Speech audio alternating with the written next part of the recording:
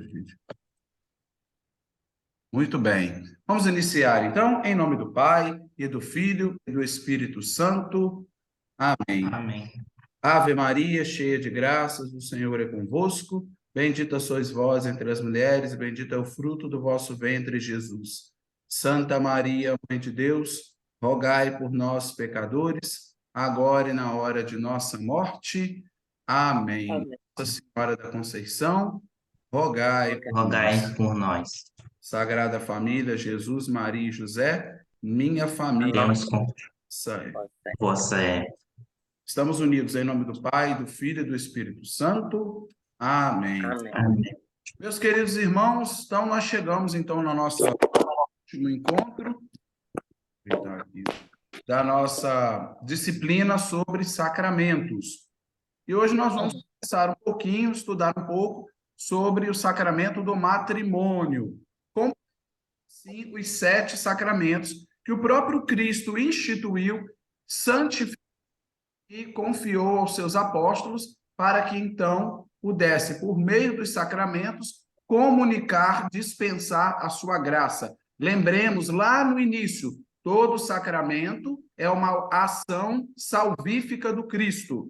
Cristo salva no batismo, Cristo salva no matrimônio, Cristo salva na penitência, na crisma, na ordem, em cada sacramento, sendo ele uma ação eficaz do próprio Cristo, é a própria força do Cristo operada naquele momento, no ato daquele sacramento. Todo sacramento tem sua matéria e tem a sua forma. Hoje nós vamos ver também que no sacramento do matrimônio não é diferente. Tem algo particular no sacramento do matrimônio que difere dos demais sacramentos, dos outros 6. É que o sacramento do matrimônio é o único dentre os 7 que não é celebrado pelo padre, ou pelo bispo, ou pelo diácono, pelo ministro ordenado. O sacramento é celebrado pelos próprios noivos. Eles que, a partir do consentimento, então eles vão confirmar o desejo de se unirem em uma só carne, para então constituírem uma nova família a partir do matrimônio. E aí nós já podemos também perceber uma diferença entre matrimônio e casamento, que não é a mesma coisa. O casamento é a união civil, o matrimônio é a união abençoada por Deus, uma família que nasce com a bênção do sagrado matrimônio. Portanto, é o sagrado matrimônio que tem, então, onde Deus elevou, a união, a criação de uma nova família, Deus elevou ao grau de sacramento, dada a sacralidade e a importância de uma família. Bem sabemos que a família é uma instituição divina. Deus desejou a família, Deus instituiu a família. A família é uma instituição sagrada. Então, quando nós dizemos casamento, nós estamos nos referindo a algo civil. Matrimônio é a união religiosa. Inclusive, por exemplo, aqui na minha paróquia, eu não sei como funciona nas demais, geralmente, quando se casa na Igreja Católica, quando os noivos procuram e vão pedir então, a celebração do sacramento do matrimônio na igreja, acontece na igreja a união, a celebração, a cerimônia religiosa com efeito civil, ou seja, não há necessidade dos noivos irem até o cartório participarem daquela cerimônia do casamento. O próprio cartório, ou seja, o próprio sistema civil, o registro civil, reconhece a validade da união na igreja. Então, é casamento religioso com efeito civil. Eu, por exemplo, quando me casei, não fui ao cartório. Eu casei na igreja e a igreja, então, envia os documentos para o cartório e, então, na declaração sai casamento religioso com efeito civil. Então, ele tem também validade para que possa mudar lá o meu estado civil de solteiro para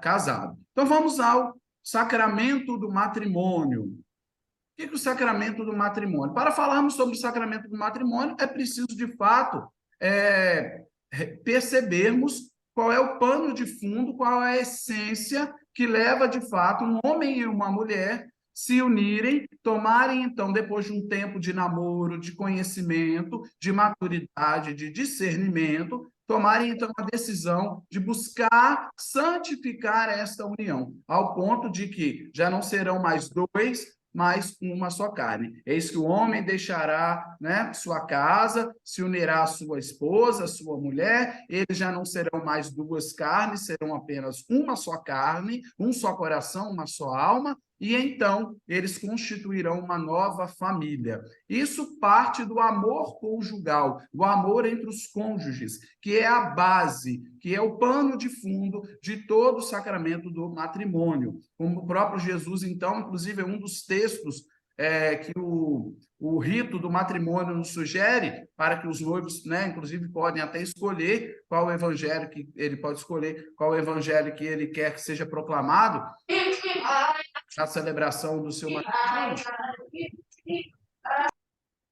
Então, tem ali aquele evangelho onde Jesus vai comparar, né, com a casa construída sobre a rocha e a casa que foi construída sobre a areia. Vieram as chuvas, as enchentes, o vento, a casa construída sobre a rocha permanece firme. A casa construída sobre a areia desmorona. É a realidade do casamento, é a realidade da família, quando é construída sobre a rocha que é o próprio Cristo. Alicerçado no amor, iluminado e sustentado pela bênção de Deus, é que sustenta e que mantém os casais unidos, né, felizes, apesar das dificuldades, mas que eles possam viver a realidade de todas as graças que o sacramento do matrimônio dispõe para aquele casal, para aquela família. E isso tudo nasce a partir do amor conjugal. Esta aliança matrimonial pelo qual homem e mulher constituem entre si uma comunhão de vida toda, é ordenada por sua índole natural. E aí qual é, já aqui no primeiro slide, nós vamos identificar as duas finalidades, o grande objetivo, o objetivo geral do sacramento do matrimônio. Por que o Cristo instituiu o sacramento do matrimônio? Por que quis o próprio Cristo santificar a união entre o homem e uma mulher? Uma comunhão para a vida toda. Por isso, o sacramento do matrimônio, ele permanece enquanto os cônjuges estão vivos. É até que a morte os separe. Então, diferente, por exemplo, do batismo, da crisma, né, do sacramento da ordem, que imprime caráter, o sacramento do matrimônio permanece enquanto os cônjuges estão vivos. Daí a realidade, né? A gente fala até isso de uma maneira muito delicada, porque é um assunto assim que exige assim, muito cuidado ao se falar, para que a gente não seja até mal interpretado, com relação à questão da segunda união. E que muitas vezes muitas pessoas não compreendem. Porque a igreja, eu rezo para que o Papa possa rever a doutrina da igreja e permitir e admitir, por exemplo, que os casais de segunda união possam receber a Sagrada Eucaristia. Por quê? Porque uma vez que houve a primeira união e os cônjuges permanecem vivos, embora separados, mas essa separação não é capaz de desfazer o laço matrimonial, mesmo que eles não estejam vivendo juntos, na mesma casa, no mesmo lar, convivendo juntos. Mas a bênção, né, o sacramento que foi ali celebrado, instituído, ele permanece. E qual é a finalidade do sacramento do matrimônio? O bem dos cônjuges e a geração, né, e a educação da prole, que são os filhos. Então, resumindo, qual é a finalidade do sacramento do matrimônio? Em primeiro lugar, o bem e a felicidade dos cônjuges, homem e mulher, o noivo e a noiva, esposo e esposa. E também a geração, a educação da prole, que são os filhos, contribuindo assim aquela família com o próprio Criador na sua criação. Portanto, essa união foi elevada entre os batizados à dignidade de sacramento pelo próprio Cristo. É o próprio Jesus, da boca do Cristo, nós ouvimos, então, as palavras que santificam esta união. Por isso que a família é sagrada, por isso que o casamento não pode ser algo assim aleatório. E hoje nós vemos o quê?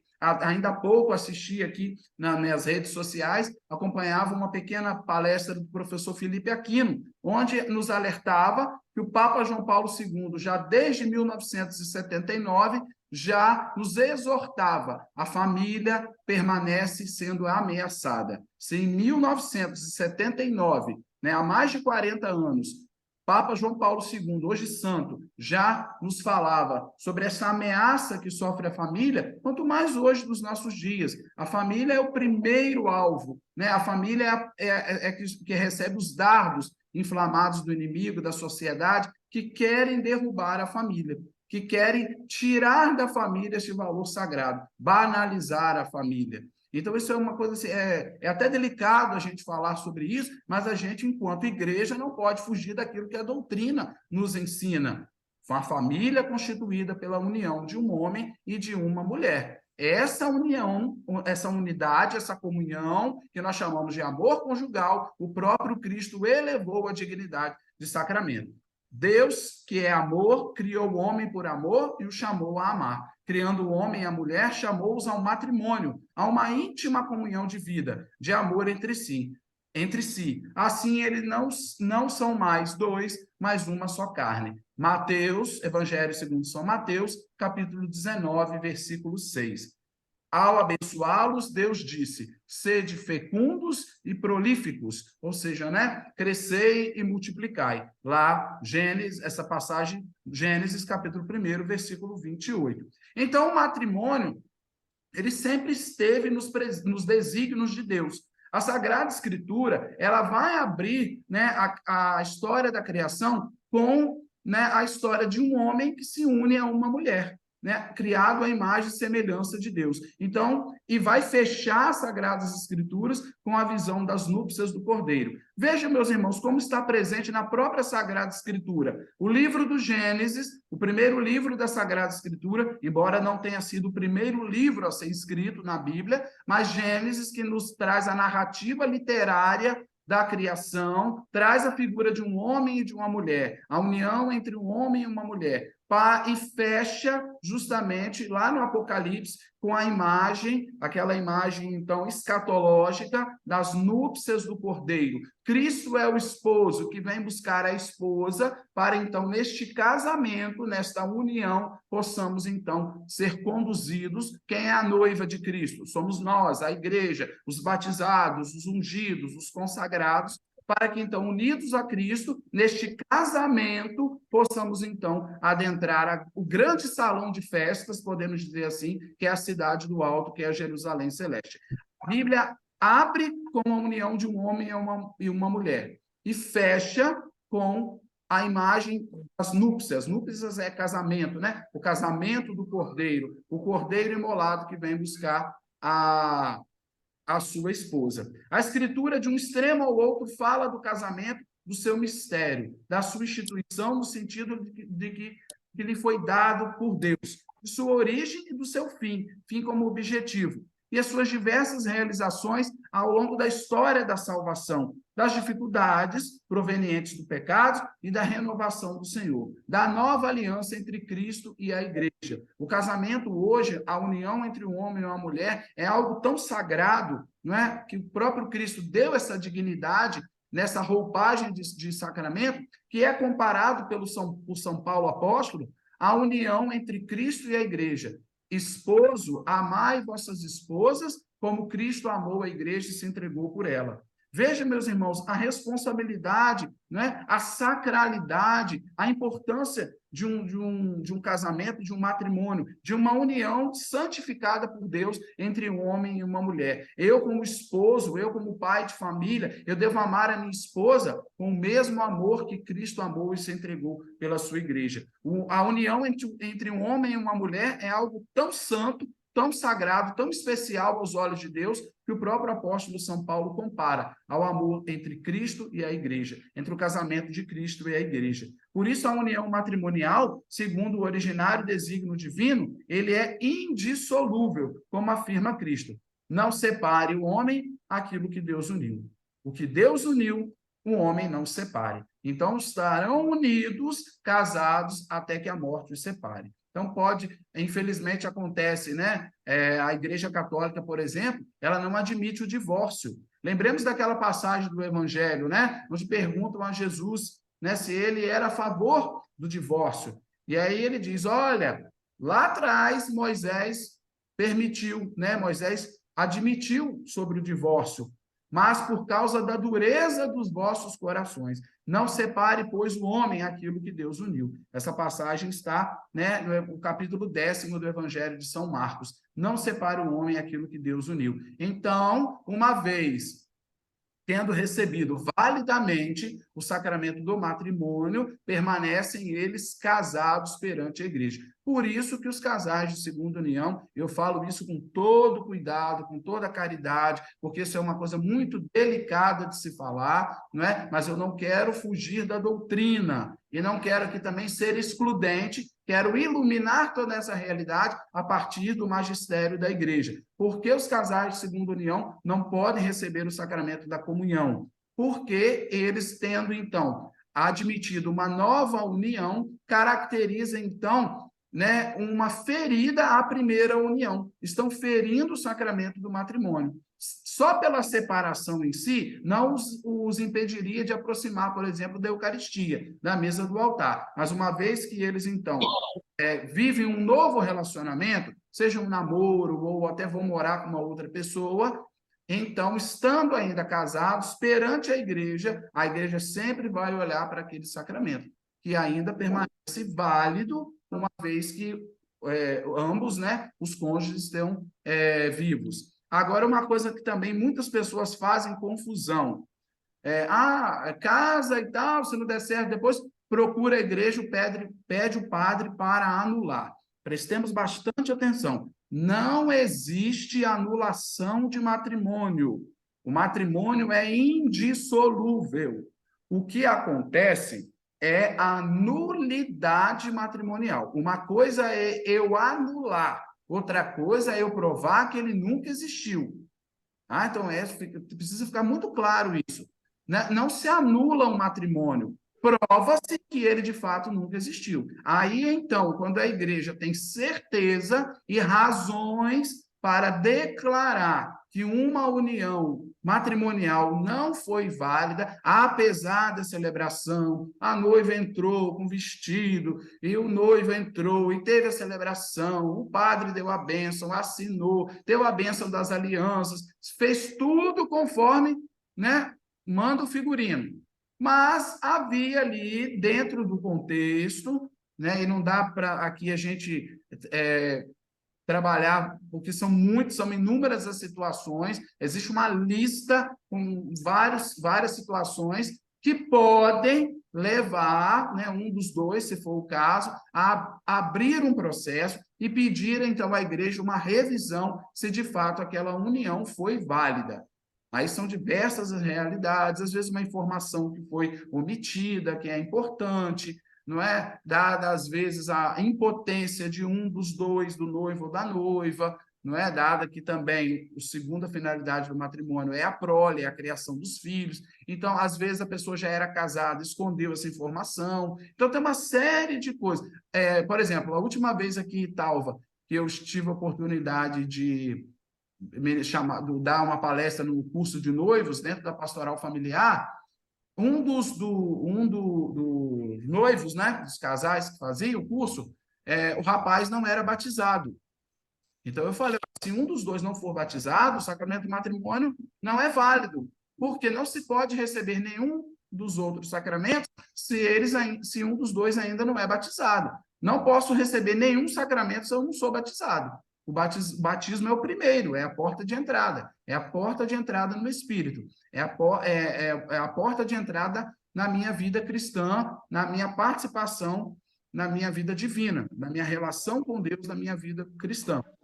Então, sim, pode falar. Seria, então, um motivo para declarar que não houve matrimônio, pelo fato de um dos nubentes não ter sido batizado. Sim, mas aí declaração de nulidade. Isso. Só que aí, nesse caso, eu estava dando curso de noivos. Eles ainda não tinham sido casados. Aí, sim. Entendeu? Foi antes deles Estavam casarem. se preparando para o casamento, né? Então, foi... Isso aí. Aí, o que aconteceu? Só que... Diácono. Sim, pode falar. Desculpa, só abrindo um parênteses aqui também, Não, aproveitando. pode partilhar. Mas, no caso do casamento, o padre antes não pede a certidão de batismo do noivo, não, para poder exatamente saber que ele não vai fazer Sim, tem toda a documentação. Só que acontece o seguinte, esse rapaz não era católico. Ele era... só que esse detalhe que eu esqueci de falar. Ele ia complementar agora. Só que, nesse caso, ele vem de uma religião protestante, ele era batista. E aí, o que acontece? Aí E ele existe... aceitou ser batizado na católica? Aí é uma outra realidade, que é o tal chamado julgo desigual, né? Onde a igreja admite o sacramento do matrimônio, sendo que um dos nubentes professa uma fé diferente.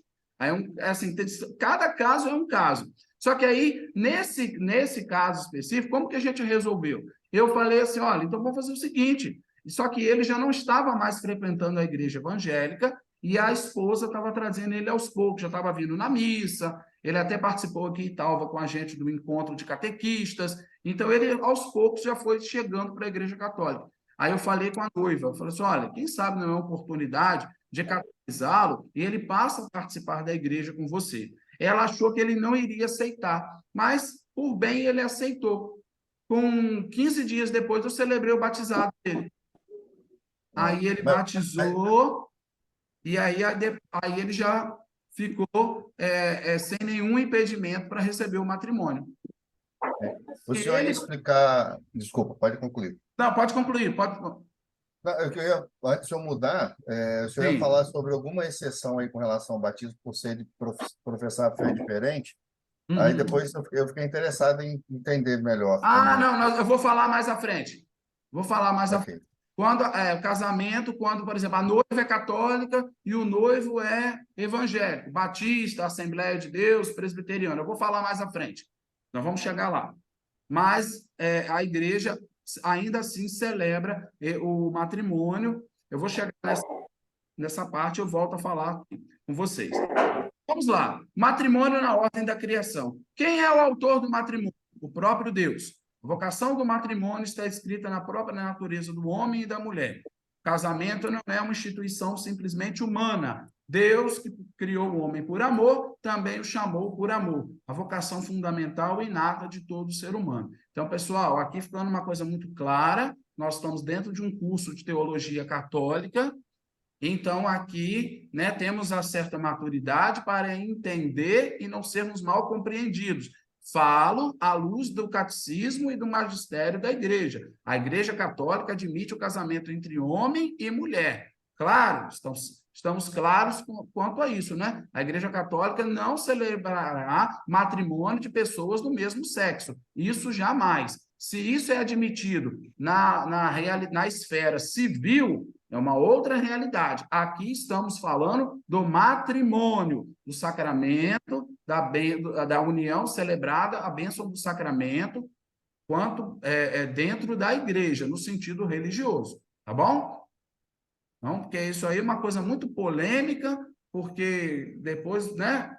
Isso aí muitos discutem entre isso, discutem esse tema que é bastante polêmico, a união admitida entre pessoas do mesmo sexo. E aí eles pegam umas frases soltas do Papa Francisco, coloca, e depois a gente é taxado de homofóbico, de preconceituoso e uma série de coisas. Estamos aqui falando à luz do Evangelho da Santa Doutrina. Admite-se na Igreja Católica o casamento de pessoas, né, entre um homem e uma mulher, obviamente do sexo oposto. A igreja jamais vai celebrar a união matrimonial, né? Mas fulano, José casou com Pedrinho, ótimo, mas foi lá no civil, a igreja não tem nada a ver com isso. Não tem a aprovação do magistério da igreja, tá bom? Por quê? Porque a igreja se baseia na própria ordem da criação, que é a revelação. Tendo Deus criado o homem e a mulher, o seu amor mútuo, esse amor torna-se imagem do amor absoluto e indefectível de Deus pelo homem.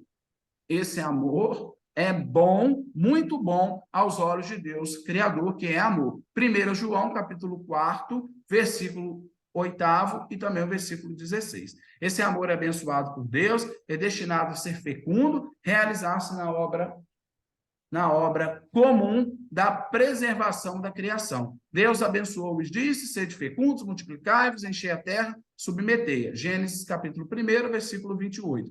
Que o homem e a mulher sido criados um para o outro, A Sagrada Escritura afirma: não é bom que o homem esteja só. Por isso o homem deixa seu pai e sua mãe, se une à sua mulher, e eles se tornam uma só carne. Que isto significa uma união indefectível de duas vidas. O próprio Senhor nos mostra, lembrando qual foi na origem o desígnio do Criador, de modo que já não são dois, mas uma só carne. Então temos aqui citações do Gênesis, temos citações do Evangelho. O próprio Evangelho de Nosso Senhor Jesus Cristo vai confirmar o matrimônio já prefigurado na obra da criação.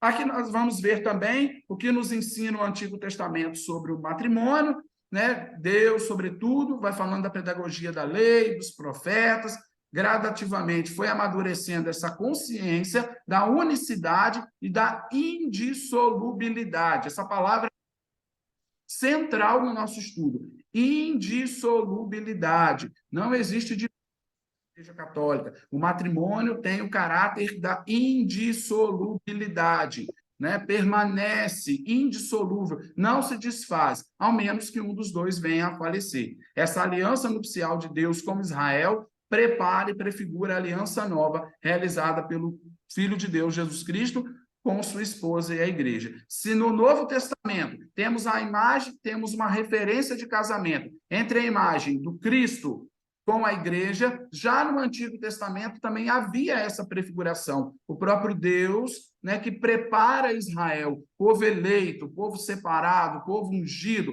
povo régio, sacerdotal e profético. Essa união de Deus com o seu povo caracteriza também este casamento. Já é uma prefiguração do que viria a ser o sacramento do matrimônio no Novo Testamento. E aqui temos, então, o consenso matrimonial. O que é o consenso matrimonial? É o consentimento. Lembra que eu falei que o sacramento do matrimônio ele é celebrado pelos noivos? Qual é a matéria do sacramento do matrimônio? O consentimento. Sem o consentimento, não tem, de fato, não se celebra o matrimônio. Como sem a água não tem batismo, sem pão e vinho não tem a missa, sem o óleo não tem o crisma, sem o consentimento matrimonial não existe a celebração do matrimônio. O que é o consentimento matrimonial? Ou o consenso matrimonial? É justamente a vontade expressa por um homem e uma mulher de se doarem mutuamente, definitivamente, com o objetivo de viver uma aliança, um amor fiel e fecundo. Uma vez que o consentimento faz o matrimônio, ele é indispensável e insubstituível para tornar válido o matrimônio. O consenso deve ter como objeto o verdadeiro matrimônio, ser um ato humano, consciente, livre, não determinado por violência ou por constrangimentos. E aqui eu volto lá naquela lista que eu dizia a vocês, de várias situações que podem enumerar, né, a invalidade de uma celebração matrimonial. Existe também a realidade de um casamento forçado. Às vezes a moça foi forçada a casar, sofreu uma ameaça, sofreu violência, foi constrangida, foi ameaçada de uma violência, de uma agressão. Se for comprovado isso, a igreja tem grandes razões para depois declarar que aquela união, de fato, não foi válida. Então, o casamento precisa ser admitido a partir de um ato humano, consciente e livre. Agora, eu vou colocar com uma situação, certamente, não sei se alguém vivenciou isso, né? Eu brinco no curso de noivos que eu adoraria ver essa situação, mas é brincadeira, gente, que eu vou falar aqui agora.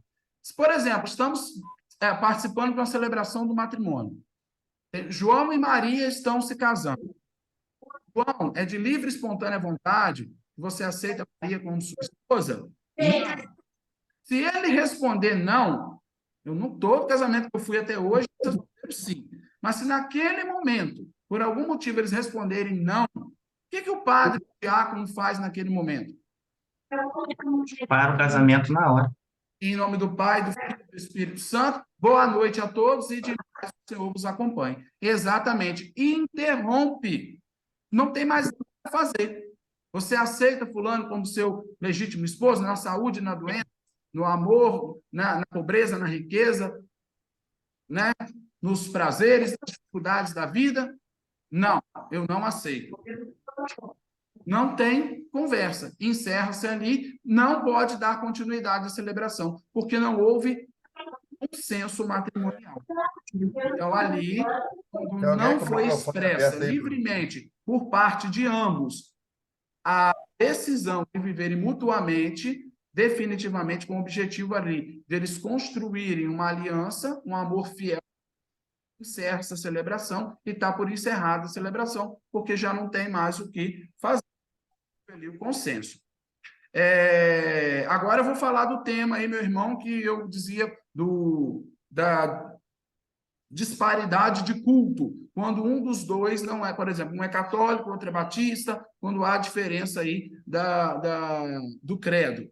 O que se exige quando um dos esposos não é católico? Então, vamos lá. Para serem lícitos, os matrimônios mistos, ou seja, entre católicos e batizados não católicos, percebam, até mesmo os não católicos precisam ser batizados. Veja, entre católicos, obviamente batizados, e os batizados não católicos, exige-se a licença de autoridade eclesiástica. Os que têm disparidade de culto, para serem válidos, têm a necessidade de uma dispensa. Em todo caso, é essencial que os cônjuges não excluam a aceitação dos fins e das propriedades essenciais do matrimônio, o que o cônjuge católico confirme os compromissos conhecidos também pelo outro cônjuge, de manter a fé e garantir o batismo e a educação dos filhos na religião católica. Então, vamos lá. Eu vou me casar, eu sou católico e a minha namorada, a minha noiva é evangélica. Posso me casar na igreja católica? Posso. Vou pedir, então, uma dispensa ao meu padre, uma autorização eclesiástica para a celebração de um casamento que tem disparidade de culto. De modo que a parte que é católica precisa se comprometer em manter a fé e garantir a educação católica dos filhos, certo? Né? Não tem problema nenhum a minha noiva ser da Assembleia de Deus, desde que, ao pedir a dispensa na igreja para celebrar esse casamento com disparidade de culto, eu me comprometo. Os filhos que Deus me confiar serão batizados na Igreja Católica e educados segundo o catecismo da Igreja Católica. Bom? Então, Diácono, sim. Oi, pode falar. essa autorização pode ser dada pelo padre ou só pelo bispo? Não, o padre pede ao próprio bispo. Mas a autorização é dada pelo bispo, então, mas é o padre que Sim. pede? É o padre que O pede. noivo pede ao padre e o padre pede ao bispo, é isso? Isso, exatamente. É o bispo quem vai emitir ao padre, no caso aqui, no caso meu aqui, é o padre Max. Então, o Dom Roberto fala, padre Max, eu autorizo o Ebert a casar com a Mariazinha, que é da Igreja Assembleia de Deus. Ele tem a dispensa. Vou comentar com vocês aqui uma outra realidade parecida. O ano passado eu estava coordenando a turma de Crisma, e o que acontece? Uma senhora, né, crismanda, ela já tinha a primeira Eucaristia, se afastou da comunhão porque vive né, com o seu esposo, a família católica, eles vão à missa, o filho é cerimoniário, né, tudo direitinho, né, não tem problema nenhum. Só que ela sempre quis casar na igreja, mas o esposo não admite receber a bênção. Eles moram juntos, moram na mesma casa, têm filhos, todos professam a fé na Igreja Católica, ele tem a primeira Eucaristia, ela também tem. Só que ele está afastado, porque mora com ela, divide a casa com ela, e eles não têm a bênção do matrimônio, então constitui ali que eles estão em uma união até então ilícita, né? Porque é como se fossem dois namorados que moram juntos, porque eles não têm a bênção, para a igreja eles ainda não estão casados. Tem o casamento civil, mas ele não aceita de jeito nenhum fazer o que a gente chama de legitimação. O que é a legitimação? É uma celebração rápida, onde o padre vai dar a bênção do matrimônio, sem toda aquela cerimônia de uma grande festa, né? Apenas o padre, os noivos, ou o diácono também pode, e mais um casal como testemunha para assinar o processo. Mas o homem não aceitou de jeito nenhum receber a bênção. O que acontece nesse caso? ela não pode ser impedida de receber a Eucaristia e a Crisma, porque o esposo se nega a receber o sacramento do matrimônio. Então, foi um caso especial. Ela não pode ser prejudicada porque o noivo não quer, porque o esposo dela não quer receber a bênção do matrimônio, embora eles já moram juntos há tantos anos, já vivem juntos. Então, o que aconteceu nesse caso? O meu pároco entrou em contato com o bispo e pediu a ele a autorização eclesiástica que nós chamamos de dispensa. Então, a dona Joana das Couves está autorizada a receber o sacramento da Crisma e voltar à comunhão eucarística, considerando que o seu esposo, considerando que ela tenha o interesse em receber o matrimônio, mas ela não recebe porque o seu esposo, o seu companheiro, enfim, não quer receber o sacramento do matrimônio. Ela está dispensada. Ela não pode ficar privada dos sacramentos porque o esposo não quer. Entendeu? Aí ela pode comungar normalmente. E ela comunga hoje normalmente, por causa dessa dispensa. Deixa eu aproveitar isso aí, então, porque eu tenho um caso assim, na minha comunidade, lá onde eu sou ministro da Eucaristia, ele tem uma pessoa, ela já é mãe, as filhas têm primeira comunhão, tem toda uma vida. Só um minutinho aqui, está faltando 1 minuto para fechar. Se não der tempo aqui, eu abro a próximo tempo com a sua pergunta, pode ser? Pode ser, pode Então, ser. Eu só fiquei na dúvida na questão do crisma. Ela é obrigada a fazer um crisma? Não, ela estava na turma da Crisma, ela queria crismar. Mas Tá. Tudo bem. ela não pode crismar morando com outra pessoa sem ser casada. Entendi. Porque aí ela constitui Mas uma no realidade de pecado. Entendi. Mas Não é no que é caso dessa obrigado a pessoa- ser casado